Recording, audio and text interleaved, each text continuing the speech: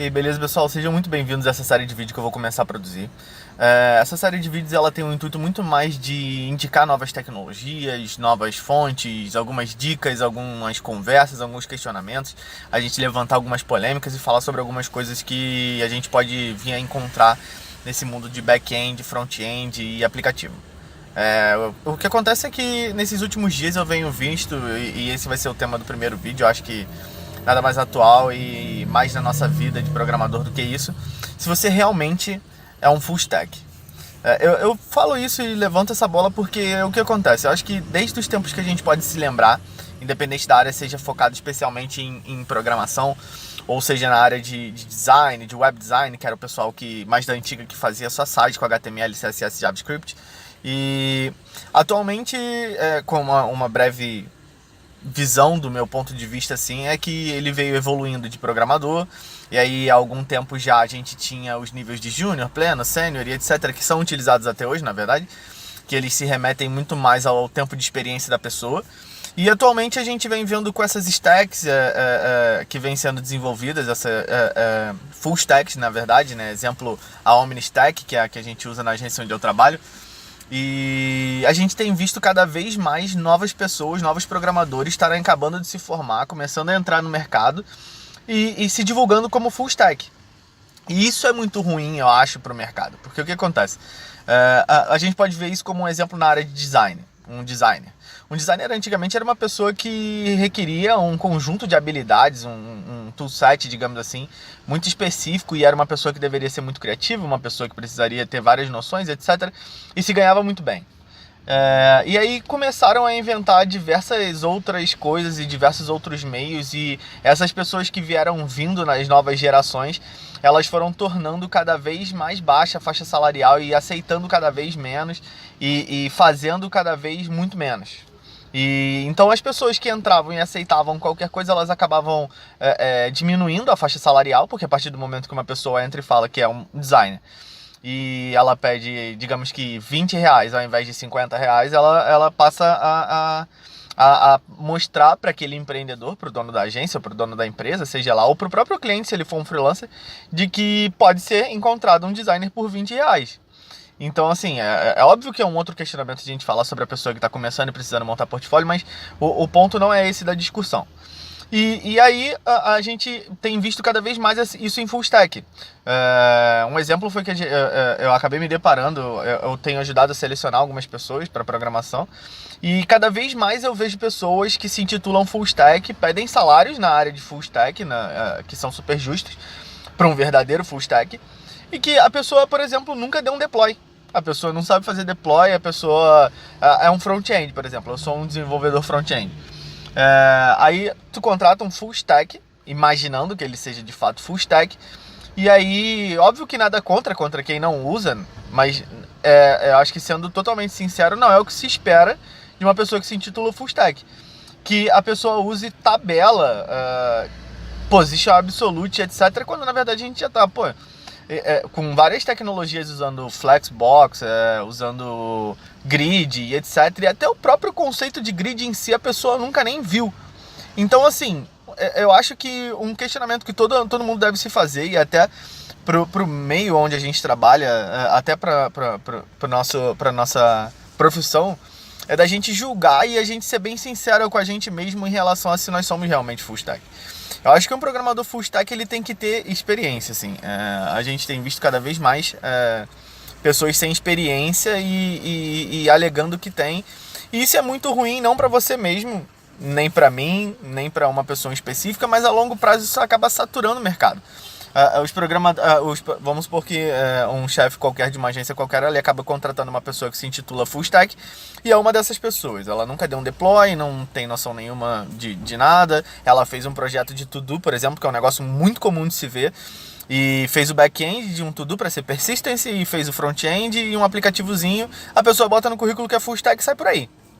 Então, isso é muito complexo, porque a pessoa que for contratar um programador dessa, ela vai esperar muito mais. Porque se a gente parar para ver no ponto de vista do empregador, quando ele contrata um full stack, ele paga um excelente salário, porque se você parar para pensar, esse mesmo salário que deveria ser pago na forma de se trabalhar antiga, digamos assim, Ele pagaria um desenvolvedor mobile, ele pagaria um desenvolvedor back-end, ele pagaria um desenvolvedor front-end, e tendo um full stack, ele pode acumular essas funções e receber talvez um somatório disso tudo, ou talvez um valor aproximado.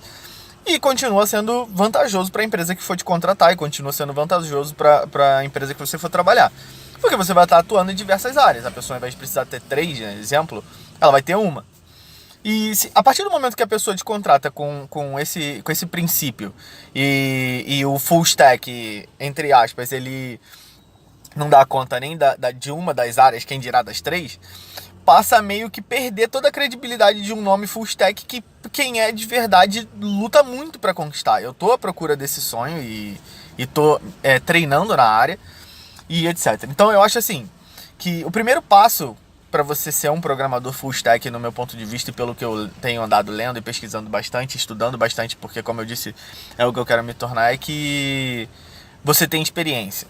Eu acho assim, que a gente não vê muito falando sobre full stack júnior, full stack pleno, a gente não vê isso.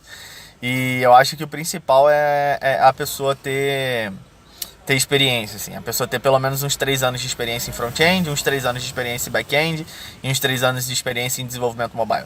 Tirando isso, a pessoa é só um curioso. A gente pode determinar como um curioso, porque a gente se espera numa profissão, é óbvio, a não ser que você esteja atuando há muitos anos, que algumas das tecnologias, se não bastante delas, quando você for atuar numa nova agência, você vai ter que aprender. Então vamos supor que você está acostumado a usar Redux na agência onde você trabalha, etc. Você vai para uma outra agência, eles usam MobX. Você vai ter que aprender, digamos que você nunca usou. Mas são princípios que, para quem já utilizou Redux e tem experiência com Redux, ela vai pegar facinho. Ela vai ter, já tem todo aquele passado com a tecnologia, etc. E vai aprender. Mas isso com certeza não vai acontecer com uma pessoa que acabou de entrar. Uma pessoa que programa há 6 meses. E aí ela desenvolveu alguns projetos de teste, desenvolveu alguns projetos fake, digamos assim. E aí ela acha, sou full stack. Eu fiz lá um back-end e usei, sei lá, MongoDB. Fiz um to-do lá que eu crio as tarefas. Só que isso, sinceramente, descredibiliza todo o resto da comunidade que, de fato, perde tempo e se sujeita a estágio em outras agências e outros casos. Porque, na verdade, o estágio seria isso, correto? O estágio seria você entrar numa empresa quando você está estudando ou se formou na área e você não tem experiência. E aí você aceita ganhar, digamos que um pouco menos, para o que você deveria ganhar, pelo que tua profissão ganha, para adquirir experiência no caso. Só que tem muita gente hoje em dia fazendo totalmente o contrário. Então eu acho que assim, isso é uma coisa que a gente deve pensar e que a gente deve conversar. De longe de ser uma crítica, eu acho que isso é até um pouco influenciado pelo mercado.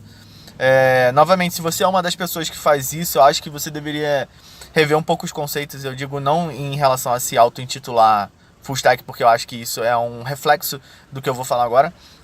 Mas eu acho que um exemplo claro do que eu tenho, do que eu vejo disso, é a questão de quântica. Eu desviei completamente do assunto, mas é só para vocês entenderem. Quando surgiu a ciência quântica, assim, as pessoas ficaram maravilhadas. E aí, quando começou a entrar na boca do povo, digamos assim, várias outras áreas que não tinha nada a ver começaram a usar a palavra quântica como título de credibilidade. Por exemplo, terapia para casais quântica, produto que eleva seu conhecimento espiritual quântico. E era uma palavra muito bonita e uma palavra que trazia um peso muito grande. Então, criadores de conteúdo e pessoas que fazem treinamento e cursos começaram a usar essa palavra para atrair público. Às vezes nem ela, mas as pessoas que trabalhavam no setor de marketing que faziam essa publicidade para elas. E isso foi um meio que eles encontraram. E eu acho que isso é o que tem começado a acontecer hoje em dia. Por exemplo, eu vejo, óbvio que tem cursos que não, mas eu já vi alguns que sim, que você vai ver lá, curso programador full stack. Aí você vai ver, a pessoa te ensina Node.js, te ensina a usar, por exemplo, NodeMon, te ensina, te ensina a criar o back-end lá, uma estrutura básica, que não chega a ser nem de longe uma estrutura que um grande projeto ou uma agência com mais de uma pessoa trabalhando no mesmo projeto usaria. Então um exemplo disso, por exemplo, a pessoa vai te ensinar GraphQL. Ela vai te ensinar GraphQL usando Resolver, as tipagens, tudo na mesma classe, no mesmo lugar. Isso é uma loucura numa agência. Não tem como uma pessoa dizer que eu sou um programador full stack, a pessoa entra e cria um documento desse. Não tem como. E aí, digamos que já tem outro que já está um pouco mais avançado, usando TypeDefs ou usando qualquer outra estrutura para tecnologia. Então isso é complexo, sabe? Eu acho que as pessoas estão sendo levadas a isso. E eu acho que você tem que ficar sempre um pouco de pé atrás com isso.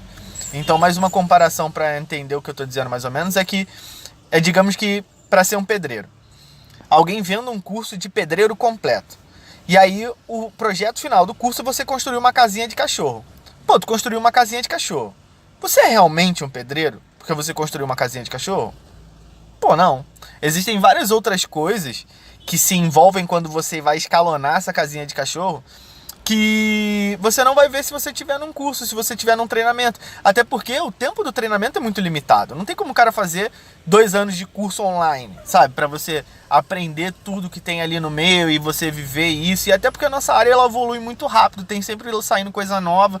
Às vezes, pô, o cara tá produzindo um curso falando sobre uma tecnologia. Quando ele terminou de gravar que ele vai lançar, já tem outra que já tá derrubando. Então, é muito complicado. Então, acho que assim, esse é um questionamento pra gente levantar. De se você realmente é um full stack. Eu digo isso para que a gente não torne mais uma área de tecnologia saturada como foi a área de assistente técnico de informática, que hoje em dia até se brinca muito, meu sobrinho faz.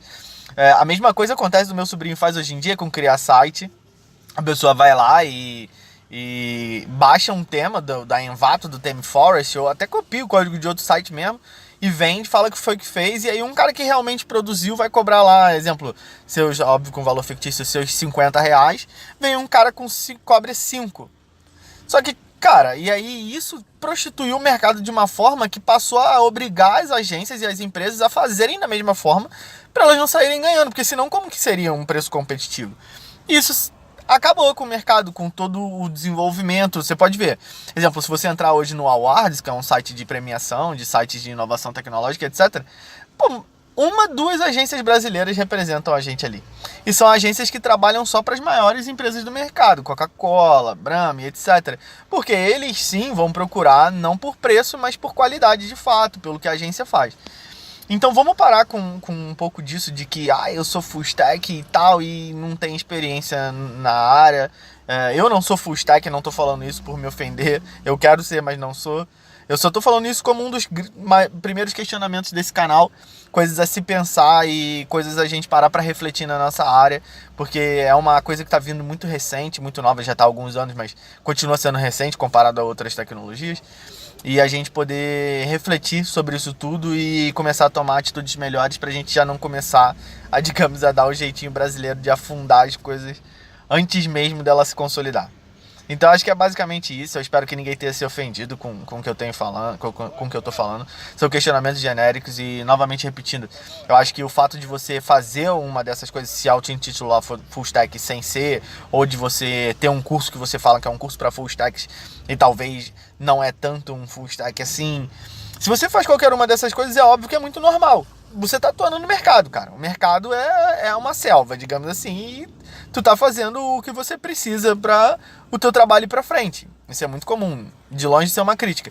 Mas eu acho que é uma reflexão que a gente tem que fazer sobre nós mesmos, sabe? É um pouco de trabalho social, digamos assim. Eu acho que é o que eu tô tentando fazer com essa série de vídeos, um pouco de um projeto social.